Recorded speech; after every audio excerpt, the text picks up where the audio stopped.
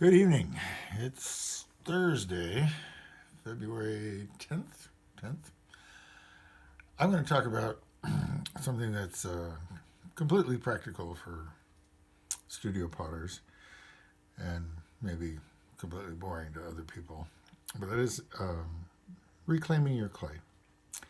So I've talked about in the past that, clay's, it's just dirt.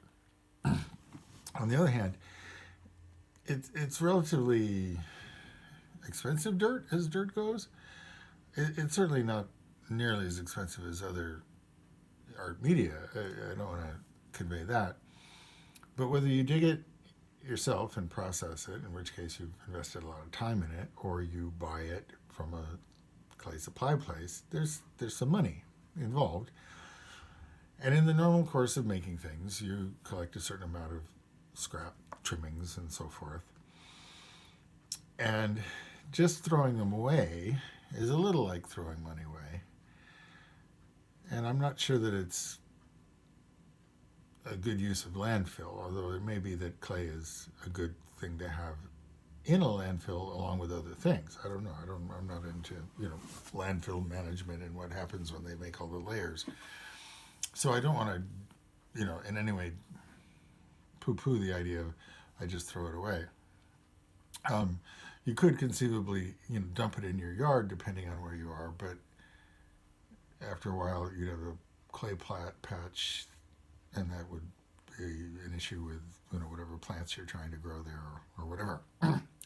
So my solution, okay, my training and my solution. My training in this goes back to Professor Merle Zirkel at Cornell College in 1979 when I started, because we reclaimed our clay because we were a pinch penny. And why not? We got some time. So the big trick back then, okay, and even now, is you'll end up with things like this, okay. And ideally, what you want is for everything to be bone dry and no larger than a quarter. So if you have to get this out on a wear board and batter it with a hammer or something, that's what you do until you get all the bits. Wear a mask because it's going to make a lot of dust. You get all the bits smaller than a quarter, and then you put it in a, at least in my studio, what I do is I put it in a 5-gallon bucket, and then I'll add hot water, specifically hot water. And when you do that, when the water hits, it's this magical sound. I love the sound when I'm reclaiming clay.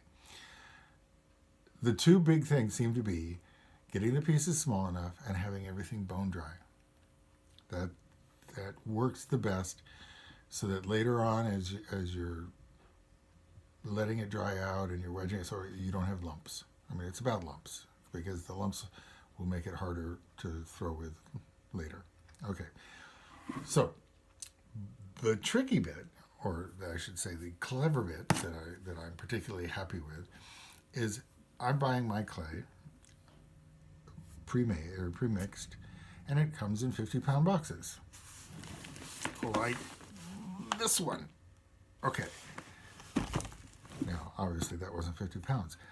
The good news is I have the box the clay came out of, and as you can see, it's got labeling.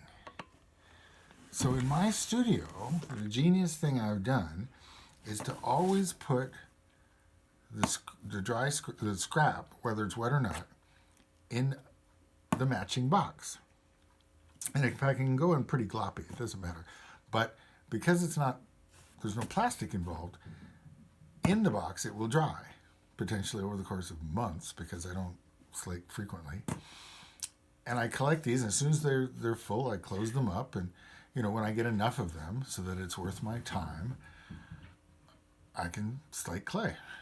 But I don't have to guess about what's in the box, because I'm very diligent about only putting the correct clay back in the correct box. And that has saved me so much trouble in terms of looking at a body of clay and going, I wonder what that is. Because as soon as you go, I wonder what that is, particularly in a shop where you're using cone 6 and cone 10. I wonder what that is. What it is untrustworthy because you don't know, you're not certain. Now, there are things you can use it for where you don't have to be certain, but I want to use it to make more pots that I can sell, which means I want to be reclaiming, for instance, cone 6 porcelain back into cone 6 porcelain so that I can throw some cone 6 porcelain bowls, etc. So it's a sort of filing system, but it comes free when you buy the clay in the first place. So don't throw the box away. Keep it to collect the trimmings. That's it. Yeah, I know. The rest of you were bored. Have a good night.